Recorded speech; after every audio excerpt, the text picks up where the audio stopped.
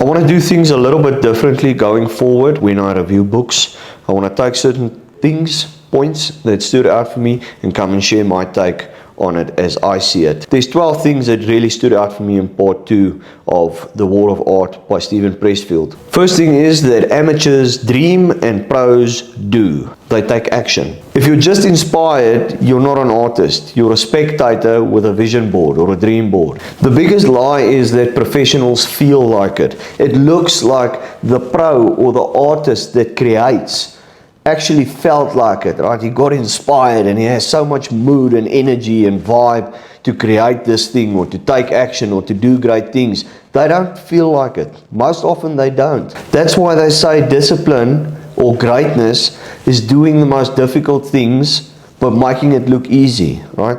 They are doing things that they don't feel like doing, but they're doing it like they love doing it. That's why it looks awesome, it looks great. The pro shows up. Rain, sunshine, sadness or happiness, it doesn't matter. What he feels like or the mood that he's in is irrelevant. If you want to be elite, then act like it. Show up even when it's boring. That's the difference between the amateur and the pro. Second thing that stood out for me is motivation is for rookies. I'm putting this into my own words, right? What I got out of this part. If you are going to need motivation to work, then you are most definitely going to lose to somebody that's hungrier and angrier than you are. The professional doesn't rely on a motivational mood. They rely on habits, on rituals. They work like the construction worker, the plumber. He shows up, he gets dirty, he clocks in, and he doesn't clock out until the job's done. That's one of the most powerful lessons I took from working in the States as a general worker. It doesn't matter what you feel like, doesn't matter if you're sad,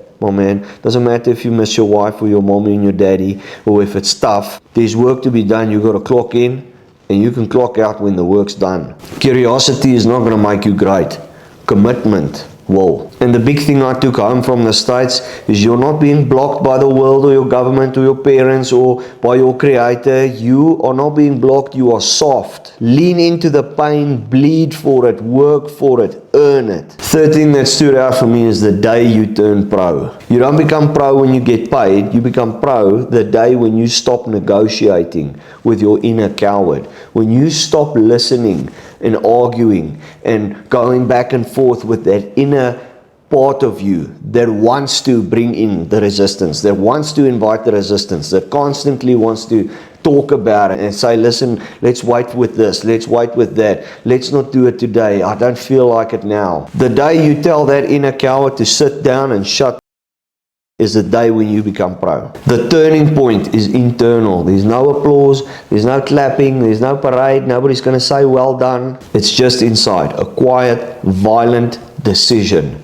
I'm done around. Burn the boats, burn the excuses, decide that you are dangerous. That's the day that everything changes. The fourth thing that stood out for me is that fear never leaves. The pro also feels fear, they just don't obey it. They don't bend the knee to fear. Fear is part of the work. Amateurs run from it and the pro dances with it. Till this day, I'm scared. I'm fearful about so many things. I'm scared my kid's going to get hurt when he starts running around on the stairs. I'm scared that I'm going to let my family down. I'm scared that I might let a client down. I'm scared that I might make the wrong decision in business, that I'm maybe not doing enough. All of these fears swirling around, but I can't obey it. Right? I can't be frozen by it and stuck in time and not take action and do the things that I know I can do and that I'm good at. Instead of being paralyzed by it, I take action despite feeling like it's paralyzing me, feeling like there's a weight on my chest and on my shoulders. I just do it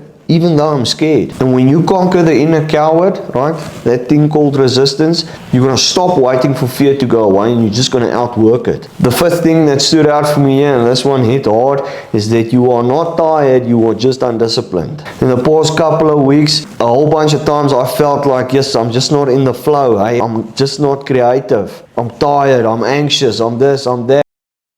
Marcius, and start working. That's resistance talking, dressed in yoga pants and fake self-care. The pro does not give his emotions a vote. It doesn't matter what I feel like. If I'm scared, anxious and overwhelmed, it doesn't matter because I still got to take care of my responsibilities. I still got to take care of my family and be a champion. I still got to take care of the people that believe in me, that operate and hustle with me. Alignment with your future dreams is earned through execution, not journaling about your feelings and emotions. Number 6, resistance is ruthless. I tell you, that's why it's not so easy to beat it. That's why there's a small percentage of people in the world that can become disciplined and move their emotions aside. Resistance is a ripped machine version of you that wants to ruin your future. Resistance seduces you. It whispers lies like one cheat day is not going to make a difference. One time not going to the gym is not going to make a difference. One burger at Burger King is okay. You're not going to see a difference. It's not the burger or the cheat day that's going to ruin your future. It's you allowing it. Because if you can allow it once, it's going to be easier to allow it a second time and a third and a fourth, and the next thing you know, it's a habit and you don't know how you got there, and you also don't know how you're going to get out. Know your enemy. Resistance is a shapeshifter with a velvet tongue. You will not beat this if you don't take actions that put you on top of your game, mentally, physically, and emotionally. Every time you resist the resistance, every time you fight back, you push forward, you become stronger. You cannot win if you don't take the small steps and start accumulating small wins. It's the only way of beating it. You chase those wins, you hunt them down, irrespective of what you feel like, irrespective of the seductive thoughts or lies that you hear in your head. Number 7, the pros are bored.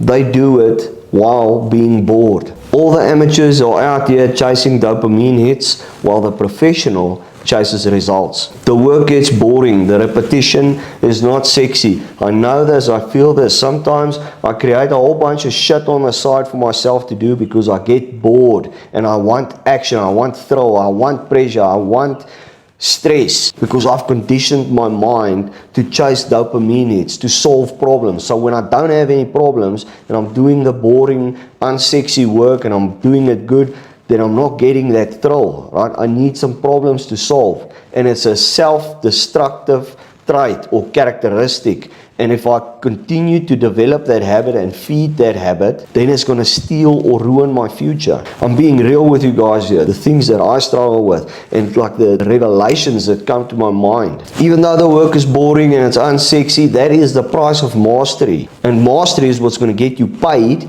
and fulfillment. So you either pay the price of boring and unsexy, or you can stay broke and entertained and get those dopamine hits. So if you're feeling bored, good.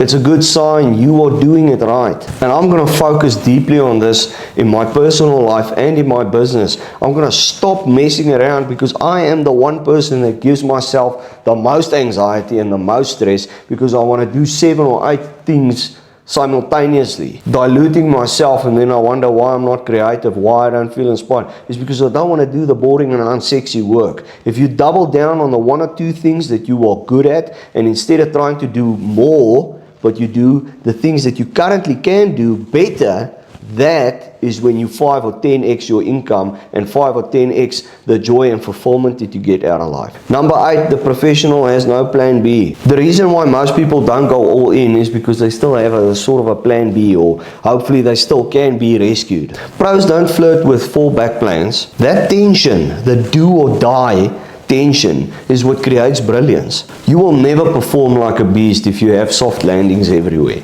Burn the boats and keep the faith. Faith, real faith, is knowing, not believing, because God honors those that are committed. Number 9, results over identity. You know how many times in my younger years I felt like I'm not that type of person. I know I should be good at entrepreneurship, I should be good at sales, I should look good, I should train every day and live this perfect life, but I'm just not that type of person. I felt like I wasn't that type of person. It's not necessarily a perfect life. It's hard work and sometimes it's boring. But I had to shut a version of myself up and stop falling back on what type of person it is I think I am, and I had to become the type of person that I want to be. The professional acts out who he wants to become, and the amateur acts out who he thinks he is. But here's a magic key. Identity follows behavior, not the other way around. You will become what you behave like. If you can think better, then you can behave better. And if you can think and behave better, then you will become better. A different version of yourself. If you want to be a king, then act like it before the crown can arrive. Number 10, and sometimes this can be brutal, is you are not special. Your excuses are not unique. Everybody has a sad backstory. Everybody has something horrible that happened to them at some point in their life. Resistance and procrastination will personalize your story to make you believe that you are special. That it's okay for you to feel sorry for yourself. It's not. You're not special. The battlefield is universal. We are all warriors. We are all fighting. We all have history. The pros just don't get seduced by the sob story. Ditch the drama and the self-loving and do work. Number 11, and I love this one because I can testify to it. It's the times in my life where I've experienced the most growth. The pro trains in silence. Us posting about our grind and our hustle is proof that we are not grinding and hustling hard enough. You bragging about the results that you got in your business with your mates over the weekend is proof that you are not working hard enough. Real productive work is quiet. It's not highlighted around every corner. And I'm going to take this to heart this year myself. Don't brag, don't talk. Start stacking some wins in private and let the results of those wins smack the shit out of people publicly. Number 12, to turn pro is to take ownership. You will turn pro the day when you decide to take full responsibility and ownership. Being a pro is not about making a shit ton of money, having a good life, looking the best, being the best. It's about being unbreakable. The pro is the pro because of his mentality. He takes full ownership, irrespective of what he feels like, irrespective of circumstances and conditions. He doesn't give a shit whether he wins or loses, whether he feels great or not. He works. You can throw him with shit, you can give him sadness and destruction and throw blows at him over and over and over again, but he cannot break. He's unbreakable. That is why he's a pro. The professional doesn't blame the markets, the government, the moon or God. He blames himself for everything. He takes full ownership of everything. No safety net, no handouts, no excuses. They are the source. Own your problems or get owned by them. Be blessed.